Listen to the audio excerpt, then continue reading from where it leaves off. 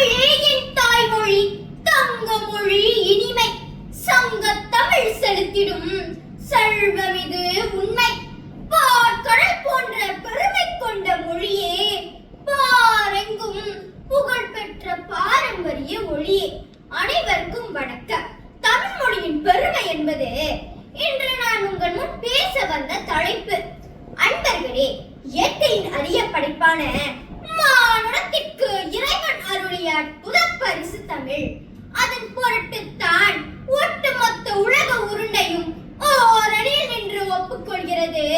தமிழ் முதல் மொழி என்று, மூத்த மொழி என்று, மூலமொழி என்று. நமக்கு கண்கள் எப்படி இரண்டோ அவ்வண்ணமே நம் அன்னை தமிழுக்கும் கண்கள் இரண்டு. ஒரு கண் இலக்கணம் என்றால் மற்றொரு கண் இலக்கியம்.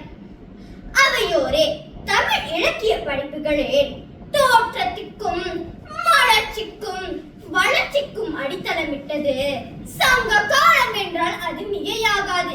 சங்க காலம் தமிழுக்கும் தமிழருக்கும் பொற்காலம் என்று சொல்ல வேண்டும். ஆம் நண்பர்களே, நம் முன்னோர்கள் சங்கம் வைத்து இயல், இசை, நாடகம் எனும் தமிழை பார்த்து படித்து வளர்த்தெடுத்தனர். சங்க தமிழின் சிங்க கூட்டமே அறம், பொருள், இன்பத்தை தூக்கி சுமக்கும் முப்பற்ற திருக்குறளையும், அழகு தமிழின் உச்சத்தை தொட்ட கம்ப ராமாயணத்தையும், தேன் சுட்டும் தேவாரத்தையும், அணுவின் எடை சொன்ன திருமந்திரத்தையும் தன்னகத்தே கொண்டுள்ள தமிழ் மொழியின் சிறப்பை என்னவென்று சொல்ல? அன்பு சொந்தங்களே, விடை பெறும் முன் மிகுந்த அவை அடக்கத்தோடு ஒன்றுதான் சொல்வேன்.